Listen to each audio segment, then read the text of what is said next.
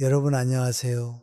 오늘 밤 우리는 인간관계라는 이 거칠고도 오묘한 정글 속에서 스스로를 지켜내는 법에 대해 아주 깊은 이야기를 나누어 보려 합니다. 창밖은 이미 어둠이 짙게 깔렸고 방 안의 공기는 차분하게 가라앉아 있네요. 시계 초침 소리가 유난히 크게 들리는 이 고요한 시간에 우리는 가슴 한구석에 쟁여두었던 서글픈 감정들을 하나씩 꺼내어 보려 합니다. 하루 종일 타인의 시선에 맞추느라 혹은 누군가의 무심한 말 한마디에 배인 상처를 숨기느라 애쓰셨을 여러분의 고단한 어깨가 이 밤의 어둠 속에서 조금이나마 쉴 수 있기를 바랍니다. 어쩌면 오늘 우리가 나눌 이 지혜를 제대로 깨닫지 못한다면 여러분은 평생 타인의 감정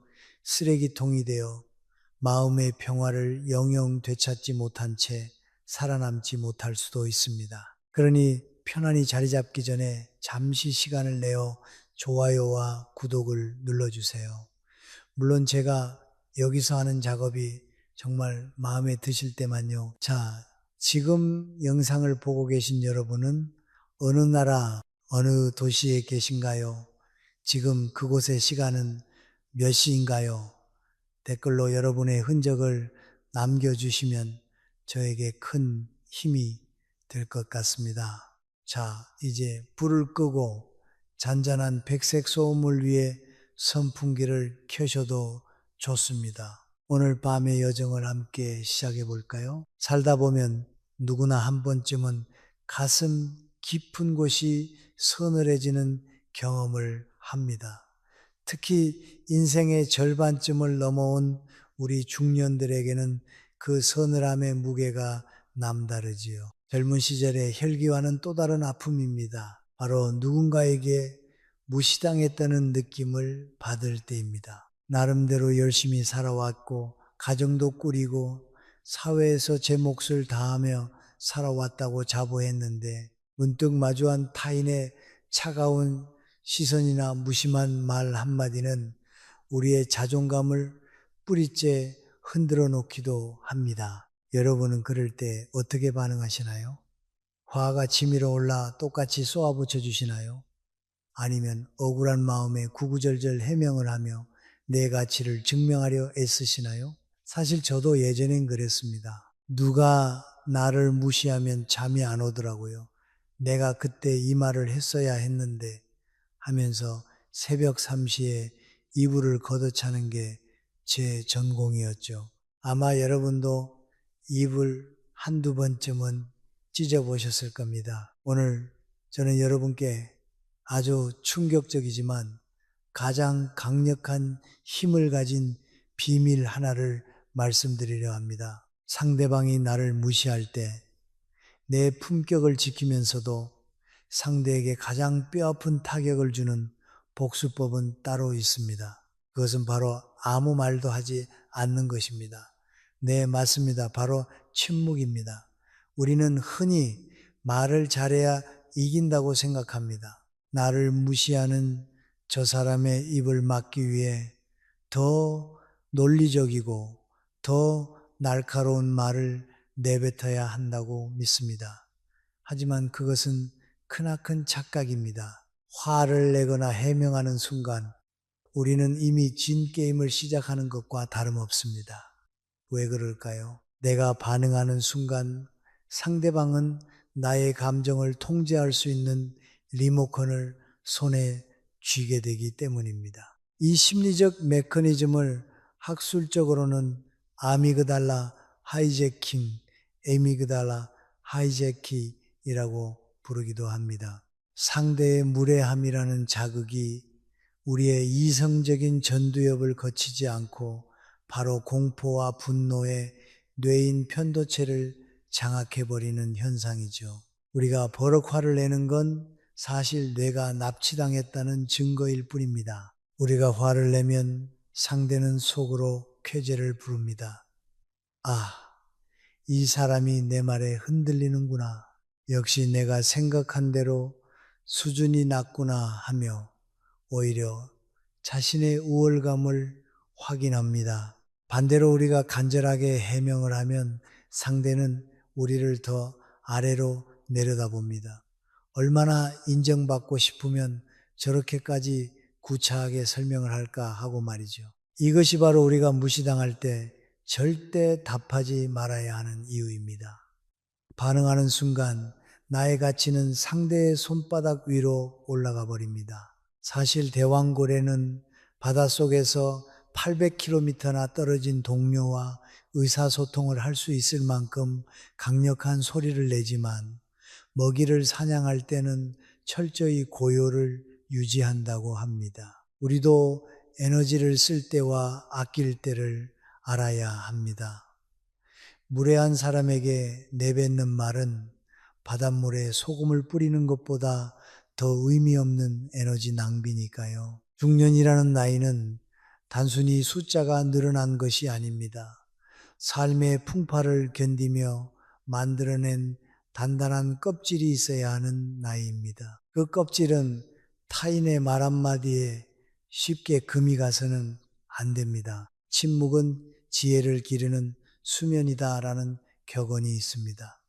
우리가 침묵할 때 우리의 내면은 비로소 단단해질 기회를 얻습니다. 만약 여러분이 오늘 이 영상을 끝까지 보지 않으신다면 여러분은 앞으로도 누군가의 무례한 태도에 밤잠을 설치며 괴로워하게 될지도 모릅니다. 내가 그때 왜 그 말을 못했을까 하며 뒤늦은 후회를 하거나 혹은 하지 말았어야 할 말을 내뱉고 스스로의 품격을 깎아내리는 일을 반복하게 될 것입니다. 타인에게 휘둘리는 인생은 얼마나 고단합니까? 내가 내 삶의 주인인데 왜 저 사람의 말 한마디에 나의 하루가 망가져야 합니까? 생각해 보세요. 우리가 키우는 강아지도 자기 마음에 안 들면 고개를 획 돌려버리는데 왜 우리는 인간관계에서 그보다 못한 대우를 받으면서도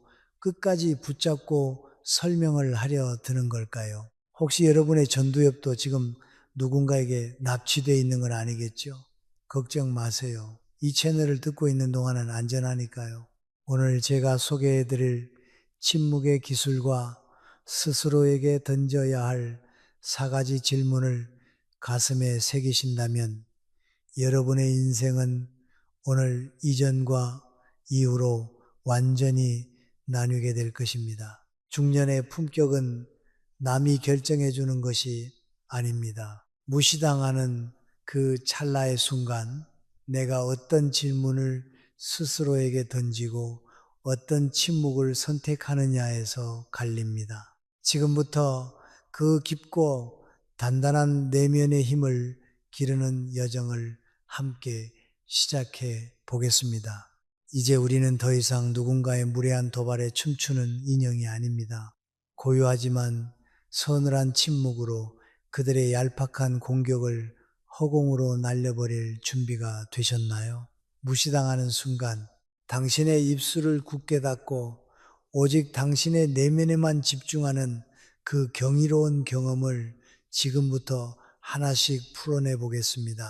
중년의 삶이라는 게 참으로 고단하고도 외로운 길입니다.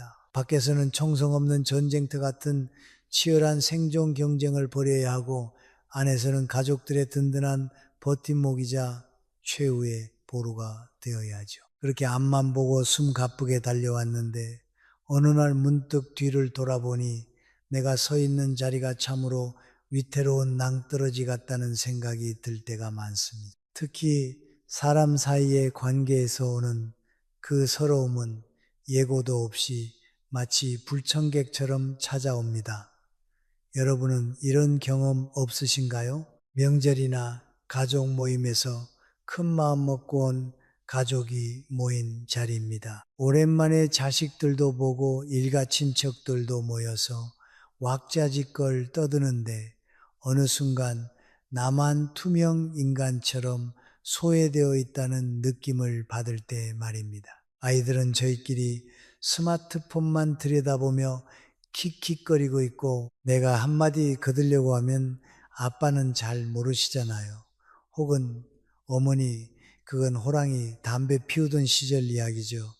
하며 말을 툭 잘라버립니다. 그럴 때 가슴 한 구석이 뻥 뚫린 것처럼 허전하고 서글퍼집니다. 내가 누구를 위해 이렇게 평생을 바쳤는데 정작 내 목소리는 이 집안에서 가장 작아져 있구나 하는 자주 섞인 한숨이 나오죠. 요즘 애들은 줄임말을 어찌나 쓰는지 저는 가끔 그들이 외계어를 구사하는 게 아닌가 싶습니다. 어제는 아들에게 알잘딱깔센이 뭐냐고 물어봤다가 아들이 한심하다는 듯 쳐다보는 눈빛에 제가 무슨 죄라도 지은 줄 알았습니다. 여러분, 모를 수도 있는 거 아닙니까? 제가 그 나이 때는 전 세계 수도를 다 외우고 다녔는데 말이죠. 이럴 때 보면 침묵은 지혜의 울타리이다라는 유대인들의 격언이 떠오릅니다. 차라리 묻지 말고 조용히 있었으면 제 품격이라도 지켰을 텐데 말입니다. 직장에서는 또 어떻습니까? 이제는 어엿한 중견 간부 혹은 최고참으로서 대우를 받아야 할 나이인데 새로 들어온 젊은 후배들의 눈빛이 예전 같지 않습니다. 업무 지시를 내려도 건성으로 대답하고 뒤돌아서서 자기들끼리 메신저로 쑥덕거리는 모습을 볼 때에 그 모멸감은 말로 다 표현하기 어렵습니다. 내가 그들의 나이였을 때는 상상도 못했던 무례함인데 요즘 MZ세대는 이렇다라는 시대적 흐름이라는 이유로 꾹 참고 넘겨야 하는 상황이 야속하기만 합니다. 회의 시간에 내가 낸 의견이 묵살당하거나 마치 없는 사람 취급을 당할 때 우리는 단순히 기분이 나쁜 것을 넘어 존재 자체가 부정당하는 듯한 실존적 고통을 느낍니다. 이런 현상을 사회학에서는 관계적 공격성이라고 부르기도 하는데 대놓고 싸우는 것보다 은근히 배제하는 것이 인간의 정신에 훨씬 더 치명적인 상처를 준다고 하죠. 오랜 친구와의 만남은 또 어떤가요? 세상에서 가장 편하고 즐거워야 할 관계인데 언제부턴가 은근한 기싸움이 시작됩니다. 자식 자랑이나 재산 자랑을 은근슬쩍 늘어놓으며 나의 현재 형편을 교묘하게 깎아내리는 친구의 말을 듣고 있으면 차 마시던 손이 파르르 떨립니다. 대놓고 욕을 하는 것도 아니고 비꼬는 것도 아닌데 그 미묘한 무시의 뉘앙스가 날카로운 바늘처럼 가슴에 밝힙니다. 나이가 들수록 입은 닫고 지갑은 열라는 말이 있죠. 그래서 기분 좋게 밥값도 내고 술값도 시원하게 계산합니다. 그런데 정작 집에 돌아오는 길에 느껴지는 건 뿌듯함이 아니라 지독한 공허함입니다. 왜 나는 거금을 쓰고도 무시당하는 기분이 들까? 왜 저들은 나의 호의를 당연한 전리품처럼 여기고 나라는 사람의 가치는 소중히 여기지 않을까? 이런 생각들이 꼬리에 꼬리를 물면 그날 밤은 완전히 망친 거나 다름없습니다. 사실 여러분, 랍스터라는 동물이 어떻게 성장하는지 아시나요? 랍스터는 딱딱한 껍질 속에 살지만 몸이 자라면서 그 껍질이 몸을 옥죄기 시작합니다. 그 불편함과 통증을 견디다 못해 바위 밑으로 숨어 들어가 껍질을 벗어던지고 새로운 껍질을 만들죠. 우리 중년의 상처도 어쩌면 우리가 더 단단한 내면을 갖기 위해 겪어야 하는 성장의 통증일지도 모릅니다. 하지만 지금 당장은 그저 아플 뿐이죠. 가슴 언저리가 뜨거워지고 명치 끝이 꽉 막힌 것 같은 이 불쾌감. 누군가는 속 좁게 뭘 그런 걸 가지고 그러냐고 핀잔을 줄지 모르지만 당사자에게는 세상이 무너지는 고통입니다. 무시당했다는 사실보다 더 슬픈 건 그 상황에서 아무 대처도 못하고 바보처럼 허허 웃어 넘겨버린 나의 비겁함이나 혹은 참지 못하고 버럭 화를 내서 분위기를 망쳐버린 나의 미성숙함을 확인하는 순간입니다. 노안이 와서 메뉴판도 잘 안 보이는데 이제는 타인의 무례한 마음까지 읽어내야 하니 참 피곤한 노릇입니다. 안경을 써도 안 보이는 건 마음의 눈인가 봅니다. 여러분만 그런 것이 아닙니다. 이 시대를 살아가는 수많은 중년이 매일같이 이런 미세한 상처들을 가슴에 차곡차곡 쌓아두며 살아갑니다. 겉으로는 멀쩡해 보이고 사회적으로 성공한 것 같아도 속은 이미 만신창이가 된 채로 겨우 버티고 있는 분들이 태반입니다. 오늘 제가 여러분의 그 아픈 마음을 따뜻하게 어루만져 드리고 싶습니다. 그 서러움은 결코 당신의 잘못이 아닙니다. 당신은 그저 최선을 다해 살아왔을 뿐이고 다만 우리가 그 무례한 상황을 어떻게 우아하게 다뤄야 할지 그 지혜를 잠시 잊었을 뿐입니다. 이제 우리는 그 서러움을 억지로 누르는 것이 아니라 그것을 승화시켜 최고의 품격으로 바꾸는 법을 하나씩 알아가야 합니다. 무시당했을 때 느끼는 그 뜨거운 열기를 나를 태우는 불이 아니라 내 내면을 단단하게 재련하는 용광로의 불꽃으로 바꿔야 합니다.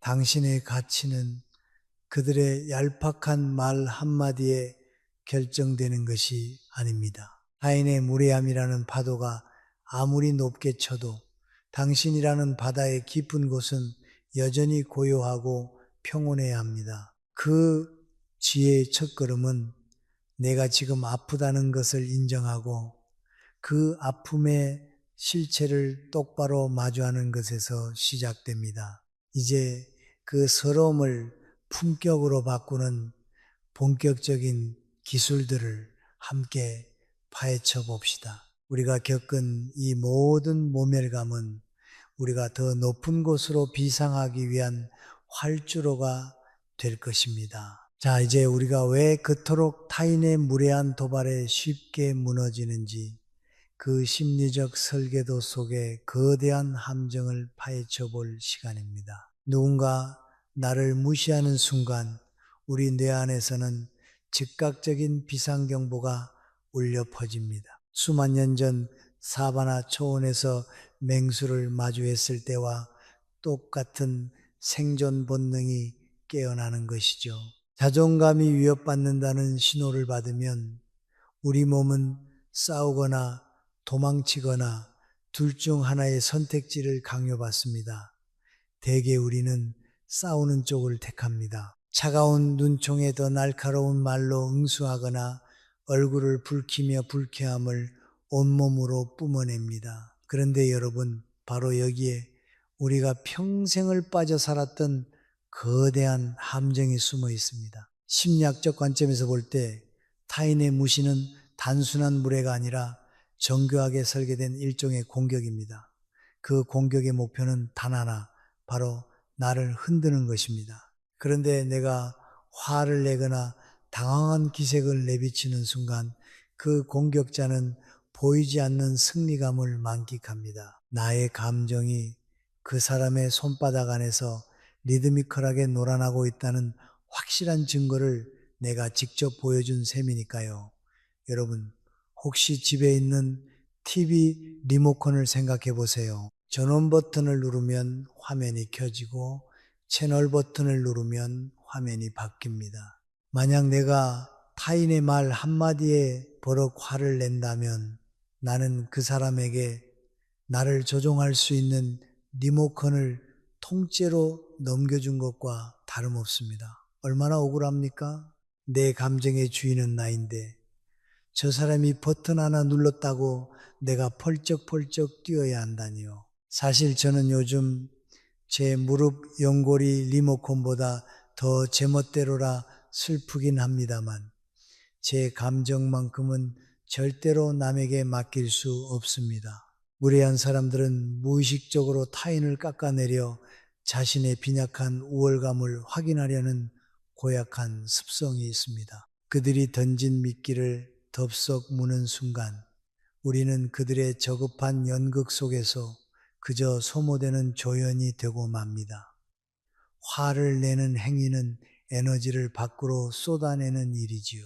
하지만 슬프게도 그 에너지는 상대를 제압하는 데 쓰이지 않고 오직 나 자신을 파괴하고 소모하는 데에만 쓰입니다. 화를 내고 나면 뒷목이 당기고 심장이 쿵쾅거리며 손발이 떨리는 이유가 그것입니다. 상대는 멀쩡한데 나만 병원비 나오게 생겼으니 이보다 손해보는 장사가 어디 있겠습니까? 여기서 더 위험한 반응은 바로 억울한 마음의 해명을 하려 드는 것입니다. 내 진심은 이게 아니다. 나는 그런 의도로 말한 게 아니다라며 열심히 설명하는 모습은 제3자의 눈에 어떻게 보일까요? 안타깝게도 그것은 성숙한 어른의 품격이 아니라 선생님에게 잘못을 빌며 인정을 갈구하는 어린아이의 모습처럼 비칩니다. 학술적인 문구로 표현하자면 이러한 행위는 대인관계 역동의 상보성 원리, Principle of Complementarity in Interpersonal Dynamics에 따라 상대방의 지배적 위치를 더욱 공고히 해주는 하위적 반응일 뿐입니다. 해명은 근본적으로 저자세에서 나오는 방어 기제입니다. 당신의 평가가 나에게 너무나 치명적이어서 제발 나를 오해하지 말고 좋게 봐달라고 애원하는 꼴이죠. 무시하는 사람이 가장 원하는 반응이 바로 이것입니다. 당신의 자존감이 내 한마디에 좌지우지된다는 사실을 확인하며 쾌감을 느끼는 것이죠. 우리가 해명을 구구절절 늘어놓을수록 상대방은 속으로 비웃습니다.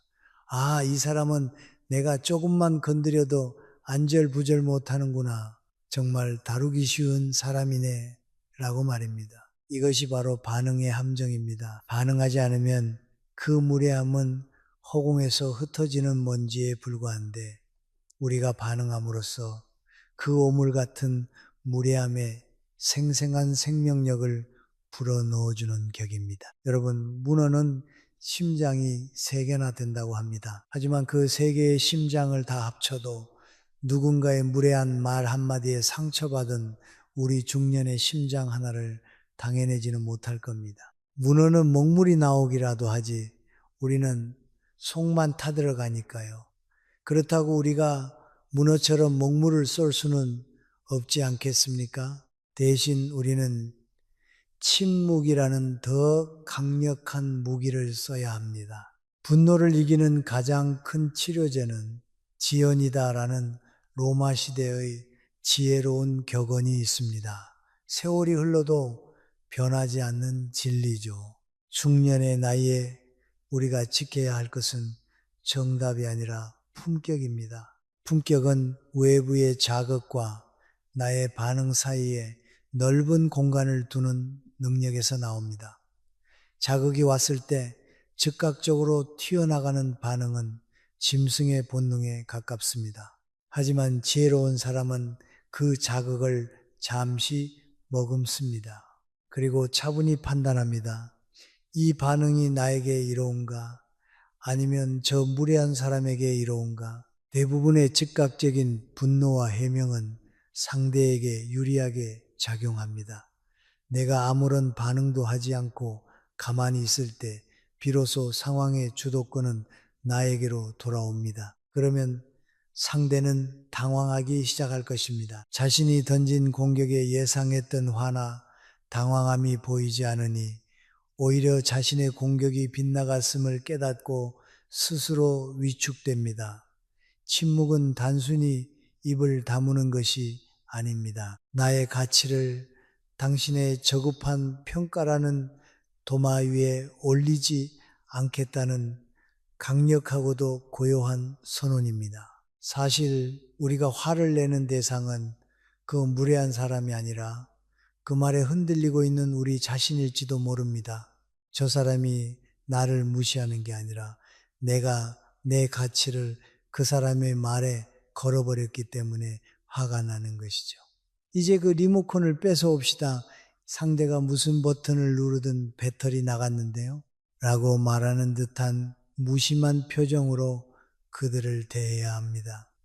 침묵의 무게가 깊어질수록 상대의 가벼움은 더욱 극명하게 드러날 것입니다. 이 사실을 명확히 깨닫는 것만으로도 여러분은 이미 무시당하는 그 지옥 같은 상황에서 절반 이상의 승기를 잡으신 것입니다. 이제 그 침묵을 어떻게 더 구체적으로 사용해야 할지 그 마법 같은 3초의 기술로 넘어가 볼까요? 이제 우리는 실전으로 들어가 볼 시간입니다. 이론은 충분히 알았으니 이제 내 주머니 속에 넣어두었다가 결정적인 순간에 꺼냈을 수 있는 아주 날카롭고도 우아한 단검 하나를 갈아보죠. 누군가 무례한 말을 던졌을 때 혹은 나를 대놓고 무시하는 행동을 했을 때 우리가 취해야 할 행동은 생각보다 단순합니다. 하지만 그 단순함 속에 우주를 담는 지혜가 필요하죠. 제가 제안하는 방법은 바로 3초의 미학입니다. 상대의 무례함이 나의 고막을 때리는 그 찰나의 순간 입을 꾹 다물고 3초 동안 그 사람의 눈을 가만히 응시하는 것입니다. 이때 여러분의 표정은 너무 험악할 필요도 그렇다고 비굴하게 웃을 필요도 없습니다. 그저 아무런 감정이 실리지 않은 무색무취의 무표정이면 충분합니다. 여러분, 이 3초가 사실 컵라면 읽기를 기다리는 시간보다 훨씬 짧게 느껴지시겠지만 대치 상황에서의 3초는 마치 영겁의 시간처럼 상대의 숨통을 조입니다. 공격자는 보통 자신의 독설 이후에 올짜릿한 피드백을 기대하죠. 당신이 화를 내며 펄펄 뛰거나 혹은 당황해서 어쩔 줄 몰라 하며 눈동자를 굴리는 모습을 말입니다. 그런데 당신이 마치 석조불상처럼 고요한 눈빛으로 자신을 쳐다보기만 하면 상대는 순식간에 정적의 공포에 휩싸입니다. 이게 아닌데? 하는 당혹감이 상대의 뇌를 장악하게 되죠. 사실 저도 예전에 이걸 연습해 보다가 너무 몰입한 나머지 상대방이 저한테 어디 아프냐고 물어본 적이 있습니다. 여러분은 너무 눈을 부릅뜨지 마세요. 품격 있게 살짝 너 참 애쓰는구나 하는 느낌 정도만 담아주시면 됩니다. 이 3초의 정적 동안 여러분은 멍하니 있는 게 아닙니다. 속으로 자신에게 첫 번째이자 가장 중요한 질문을 던져야 합니다. 이것이 오늘 우리가 나누는 지혜의 핵심 중 하나입니다. 바로 이 사람의 저급한 평가가 내 인생의 본질을 단 1%라도 바꿀 수 있는가 라는 질문입니다. 가만히 생각해 보십시오. 지금 내 눈앞에서 침을 튀기며 나를 무시하는 저 사람의 말이 내 신체적 건강을 해칩니까? 아니면 내 통장의 잔고를 단돈 1원이라도 깎아 먹습니까? 내가 그동안 피땀 흘려 쌓아온 업적과 내 본연의 인격이 저 사람의 혀끝에서 나오는 소음 때문에 사라지기라도 하나요? 전혀 그렇지 않습니다. 심리학에서는 이를 인지적 재구조와 cognitive restructuring라고 부릅니다. 외부의 부정적인 자극을 내 마음의 필터로 걸러내어 그 사건의 의미를 완전히 다르게 해석하는 과정이죠. 저 소리는 그저 허공을 떠돌다 사라질 음파의 진동일 뿐입니다. 내가 그 진동을 굳이 붙잡아 내 소중한 가슴 속으로 가져오지만 않는다면 그 말은 나에게 아무런 영향도 끼칠 수 없습니다. 사실 나문을 보는 나무십 한 장을 소화하는데 무려 2주일이나 걸린다고 합니다. 그렇게 느릿느릿해도 자기 삶을 잘만 살아가죠. 우리도 상대의 오물을 소화하려고 했을 필요 없습니다. 그냥 그 자리에서 툭 뱉어버리면 그만입니다. 이 질문을 던지는 순간 여러분은 상황의 늪에서 한 발짝 빠져나와 마치 제3자가 된 것처럼 객관적으로 자신을 바라볼 수 있게 됩니다. 3초의 침묵이 흐른 뒤 여러분이 해야 할 행동은 더없이 간결합니다. 마치 아무 일도 없었다는 듯이 원래 하려던 일을 묵묵히 계속하거나 아주 자연스럽게 화제를 돌리는 것입니다. 혹은 그저 가벼운 미소를 지으며 아, 그렇게 생각하시는군요. 이 한마디만 하고 끝내십시오. 여기서 중요한 건 더 이상의 부연 설명을 절대로 하지 않는 것입니다. 이 짧은 멈춤과 태도의 반전이 상대방을 얼마나 당혹스럽고 초라하게 만드는지 직접 경험해 보시면 아마 깜짝 놀라실 겁니다. 상대는 자신이 무언가 큰 실수를 했다는 서늘한 느낌을 받게 되고 오히려 당신의 그 깊은 침착함 앞에 압도당하게 됩니다. 이것이 바로 진정한 중년의 품격입니다. 상대의 낮은 수준에 맞춰 같이 진흙탕에 들어가 구르는 것이 아니라 나는 당신과 노는 물이 다르다는 것을 말 한마디 없이 행동으로 증명해 보이는 것이죠. 말은요, 침묵은 금이다 라는 격언은 그냥 있는 게 아닙니다. 요즘 금값이 얼마나 올랐습니까? 함부로 그 귀한 금을 무례한 사람에게 내어주지 마세요. 가끔은 제가 3초를 세다가 하나, 둘, 다음이 셋이었나 하고 깜빡할 때도 있지만 그래도 괜찮습니다. 그 깜빡하는 시간조차 상대에게는 압박이 될 테니까요. 노안과 건망증도 가끔은 이렇게 무기가 될 수 있습니다. 이 작은 변화는 여러분의 소중한 자존감을 지키는 가장 견고한 방패가 될 것입니다. 물론 처음에는 쉽지 않을 겁니다. 30년 넘게 다듬어온 욱하는 성질이 입술 근처까지 마중 나와 있을 것이고 심장은 여전히 엔진처럼 쿵쾅거릴 수 있습니다. 하지만 괜찮습니다. 그럴 때마다 오직 3초만 기억하십시오. 하나, 둘, 셋. 그 짧은 시간 동안 질문에 보호막을 치고 나를 보호하십시오. 이 훈련이 거듭될수록 여러분은 타인의 어떤 무례함 앞에서도 호수처럼 평온을 유지할 수 있는 강력한 내공을 갖게 될 것입니다. 당신의 품격은 그 3초의 여유에서 시작됩니다.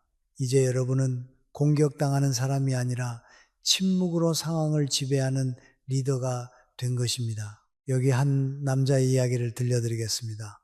우리 주변 어디에나 있을 법한 하지만 이제는 조금 특별해진 50대 중반 김 부장님의 이야기입니다. 김 부장님은 소위 말하는 좋은 게 좋은 거지라는 주의로 평생을 살아온 분입니다. 주변 사람들에게 늘 친절했고 모임에 가면 분위기를 띄우려 무진장애를 썼으며 밥값도 늘 먼저 계산하곤 했죠. 그런데 어느 날부터인가 자꾸 마음 한구석이 돌덩이를 얹은 듯 불편해지기 시작했습니다. 동창회 모임에서 한 친구가 대놓고 그를 무시한 것이 계기였죠. 너는 아직도 그 직장 다니냐? 돈도 별로 안 될 텐데 차라리 내 밑으로 들어와라 라는 식으로 농담 반 진담 반의 무례를 범한 겁니다. 예전 같으면 김 부장님은 허허 웃으며 야 이놈아 내가 돈 때문에 다니냐 의리로 다니지 하며 좋게 넘기려 했을 겁니다. 하지만 그날은 유독 그 말이 심장 깊숙이 밝히는 비수처럼 느껴졌습니다. 사실 고기도 비싼 걸 먹고 있었는데 그 말 한마디에 소고기 맛이 갑자기 고무 타이어 씹는 맛으로 변해버렸으니 얼마나 억울하겠습니까? 여러분, 소고기는 죄가 없는데 말이죠. 집에 돌아온 김 부장님은 분해서 잠을 이룰 수 없었습니다. 내가 그 친구한테 뭘 잘못했나? 내가 그렇게 우스워 보이나? 자책하기도 하고 다음 모임에서 어떻게 되받아쳐 줄까 하는 유치한 복수 시나리오를 새벽까지 쓰기도 했습니다. 그러다 우연히 제가 말씀드린 침묵의 기술을 접하게 되었고 그는 결심했습니다. 다음 모임에서 반드시 시험해 보기로 말이죠. 몇 주 뒤 다시 모인 자리에서 그 무례한 친구는 어김없이 김 부장님을 타깃으로 삼았습니다. 야, 요즘 경기도 안 좋은데 너희 회사는 성과급이나 제대로 나오냐? 우리 회사는 이번에 대박 났는데 말이야. 주변 친구들도 김 부장님의 반응을 살피며 묘한 긴장감이 흐르는 순간이었습니다. 김 부장님은 예전처럼 어색하게 웃거나 구구절절 해명하지 않았습니다. 대신 그 친구의 눈을 3초간 가만히 쳐다보았습니다. 아무런 표정 없이 말이죠. 순간 식탁 위로 차가운 정적이 흘렀습니다. 무례한 말을 던졌던 친구도 당황해서 눈을 피하더니 갑자기 술잔만 만지작거리더군요. 김 부장님은 속으로 질문했습니다. 이 친구의 무례함이 나의 근면했던 30년 직장 생활의 가치를 바꿀 수 있는가? 답은 명확한 아니오였습니다. 3초 뒤 김 부장님은 아주 차분한 목소리로 말했습니다. 경기가 어렵긴 하지. 그런데 너는 사업이 잘 된다니 다행이다. 그리고는 옆에 있는 다른 친구에게 어제 본 야구 경기 이야기를 꺼내며 자연스럽게 화제를 넘겼습니다. 친구들은 김 부장님이 로딩 중인 줄 알고 걱정했다가 그의 묵직한 대처에 내심 놀랐을 겁니다. 사실 그날 이후 놀라운 일이 벌어졌습니다. 무례했던 친구는 더 이상 김 부장님을 함부로 대하지 못했습니다. 오히려 먼저 전화를 해서 안부를 묻고 조심스럽게 대하기 시작했죠. 김 부장님은 깨달았습니다. 상대를 바꾸려 애쓸 필요가 없다는 것을요. 내가 변하니 세상이 나를 대하는 태도가 바뀐다는 진리를 말입니다. 이제 김 부장님은 더 이상 타인의 말에 밤잠을 설치지 않습니다. 그에게는 자신을 지키는 단단한 침묵과 질문이라는 강력한 무기가 생겼기 때문입니다. 여기서 우리는 더 깊은 내면의 질문들을 다뤄볼 차례입니다. 두 번째 질문은 이것입니다. 나는 지금 내 자존감을 타인의 입술 끝에 맡기고 있지는 않은가? 심리학에서는 이를 통제 소재, locus of control라고 합니다. 내 삶의 주도권이 내 안에 있는지 아니면 외부에 있는지를 묻는 것이죠. 타인의 칭찬에 구름 위를 걷다가 비난의 지옥으로 떨어진다면 당신의 자존감은 타인의 손에 들려있는 리모컨과 같습니다. 세 번째 질문은 더 아플 수 있습니다. 이 분노는 상대 때문인가? 아니면 내 안의 열등감 때문인가? 진정한 품격은 자신의 그림자를 인정하는 데서 시작됩니다. 상대방의 무례함에 유독 화가 치미는 순간이 있다면 혹시 그 말이 내가 숨기고 싶었던 약점을 건드린 것은 아닌지 살펴봐야 합니다. 인간은 감정에 의해 우는 유일한 동물이라고 하죠. 그 눈물이 나를 향한 자비가 될 때 우리는 성장합니다. 불교에는 여여루루하다라는 말이 있습니다. 있는 그대로의 상태가 흔들림 없이 계속되는 것을 뜻하죠. 부처님은 자신에게 욕설을 퍼붓는 남자에게 당신이 준 선물을 내가 받지 않으면 그 선물은 누구의 것이 되겠소? 라고 물으셨습니다. 침묵은 바로 그 오물 같은 선물을 수령 거부하는 행위입니다. 여러분, 택배도 마음에 안 들면 반품하잖아요. 무례함도 똑같습니다. 그냥 반품 버튼을 누르세요. 배송비는 그쪽에서 내게 두고요. 마지막 네 번째 질문에 도달합니다. 나는 오늘 나 자신을 충분히 사랑했는가? 누군가에게 무시당해 괴로운 마음이 들 때 가장 먼저 해야 할 일은 상대를 원망하는 것이 아니라 상처받은 나를 안아주는 것입니다. 타인이 나를 귀하게 여기지 않는다고 해서 나조차 나를 함부로 대하지 마십시오. 오늘 하루 수고한 나에게 맛있는 밥 한 끼를 대접하고 말해주세요. 남들이 뭐라 하든 너는 충분히 잘 살아왔고 지금도 충분히 귀한 사람이다라고 말입니다. 자비의 마음은 타인을 향하기 전에 먼저 나 자신을 향해야 합니다. 사실 우리는 남의 집 강아지가 귀엽다고 간식은 잘만 사주면서 정작 나 자신에게는 인색할 때가 많잖아요. 오늘 밤엔 여러분 자신에게 가장 비싼 간식을 허락해 보시는 건 어떨까요? 우리가 지금까지 나눈 이 4가지 질문은 여러분의 인생을 지키는 든든한 파수꾼이 되어줄 것입니다. 중년의 품격은 화려한 거칠애가 아니라 비바람 앞에서도 묵묵히 자기 자리를 지키는 고목 같은 단단함에서 나옵니다. 무시당할 때 답하지 않는 것은 결코 지는 것이 아닙니다. 그것은 나의 소중한 감정과 에너지를 가치 없는 곳에 낭비하지 않겠다는 가장 현명한 선택이자 이기는 전략입니다. 당신은 지금까지 수많은 고비를 넘기며 살아왔습니다. 그 세월만으로도 당신은 존경받아 마땅한 사람입니다. 타인의 얕은 생각과 가벼운 입술에 당신의 그 깊은 세월을 평가받게 두지 마십시오.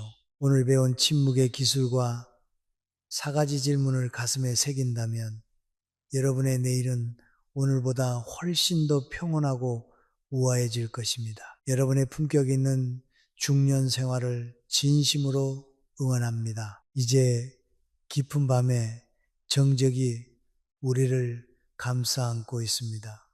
오늘 우리가 함께 나눈 이야기들이 여러분의 지친 마음을 어루만져주는 작은 위로가 되었기를 바랍니다. 밖에는 보이지 않는 바람이 불고 세상은 여전히 소란스럽겠지만 여러분의 마음만큼은 호수의 깊은 속살처럼 고요하고 평온하게 머물렀으면 좋겠습니다. 오늘 밤 여러분이 잠자리에 들 때 누군가의 날카로운 말들은 모두 먼지처럼 흩어지고 오직 당신의 가치를 인정하는 따뜻한 온기만이 곁에 머물기를 진심으로 기원합니다. 무거운 짐은 이제 잠시 내려놓으세요. 당신은 존재만으로도 이미 충분히 아름답고 존엄한 존재이니까요. 부드러운 이불의 감촉에 몸을 맡기고 천천히 숨을 들이마시고 내뱉으며 오늘 하루를 평화롭게 마무리하시길 바랍니다. 어둠 속에서 들려오는 미세한 소리조차 당신을 축복하는 자장가가 되어줄 것입니다. 당신의 내일은 오늘보다 더 단단하고 더 빛나는 침묵으로 가득할 것입니다. 이제 모든 근심을 어둠 속에 녹여보내고 가장 편안한 자세로 깊은 휴식의 바다에 잠기세요. 당신의 영혼이 맑은 샘물로 채워지는 그런 밤이 되기를 따뜻하고 평온한 꿈속에서 당신을 다시 만나기를 기다리겠습니다.